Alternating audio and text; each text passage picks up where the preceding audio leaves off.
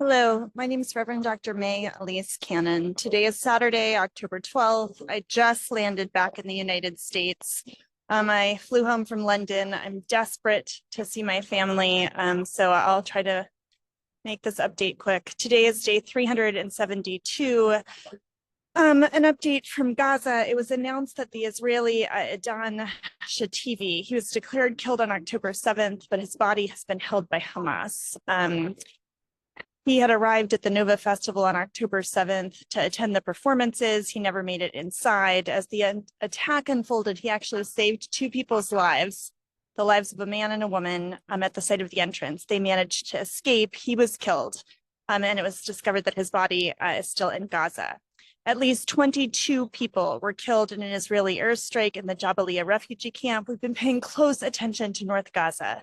This is that evacuation of North Gaza, where people have not only been called to evacuate, but then it's been declared a military zone. So as they're trying to evacuate, they're being shot at. It was being described as a strong earthquake.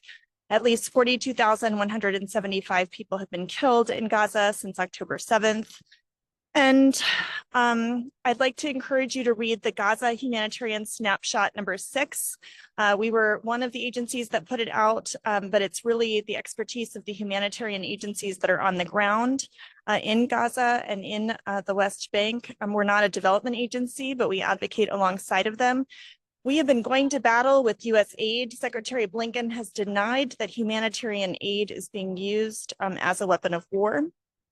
And so I'd encourage you, use that snapshot, send it to U.S. aid and tell them to call Blinken to account. The State Department, your elected officials, U.S. aid, tell them that the U.S. is intentionally obscuring the facts about what's happening in Gaza. A year ago, or a year into the devastating war, the humanitarian situation is an absolute crisis. Medical supplies, hygiene kits, building supplies, fuel, there's such a rare supply. So please take a look at that humanitarian snapshot. According to Haaretz, in the last 24 hours, the Lebanese caretaker Makati said that Hezbollah agrees to implement the UN Security Council Resolution 1701. Lebanon will ask for the resolution calling for a ceasefire with Israel. Senior Hezbollah officer Wafiq Safa was reportedly seriously wounded in an Israeli attack on Beirut. The IDF also told the High Court that an inquiry into its failures on October 7th will at this time hurt its war effort and harm the security of the state. The IDF also said that it killed a leader in the Palestinian Islamic Jihad of the Nur Shams refugee camp in the West Bank.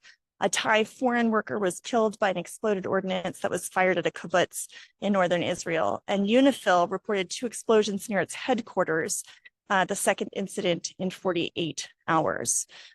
The U.S. says it's waiting to see what's going to happen in terms of an attack on Iran, as the U.S. government has expanded its sanctions on 2 Iranian energy sectors. I'll talk more about that in coming days. U.S. officials say that Israel has narrowed down its targets for a strike on Iran. And there was a case in Israel where an Israeli Arab teacher was accused of having celebrated the October 7th attack. She was arrested, blindfolded. The case caused attention all over Israel and hit international media attention. But now, come to find out, the video was actually recorded and posted a year ago. Police had detained her. She was arrested for having posted a TikTok video of her dancing. But it's unclear if she was in fact referring to the atrocities. In the world, 2 Palestinian American teenagers who were killed in the West Bank earlier this year. One of them was actually shot in the head. The Washington Post published an article saying there's no justice for Palestinians.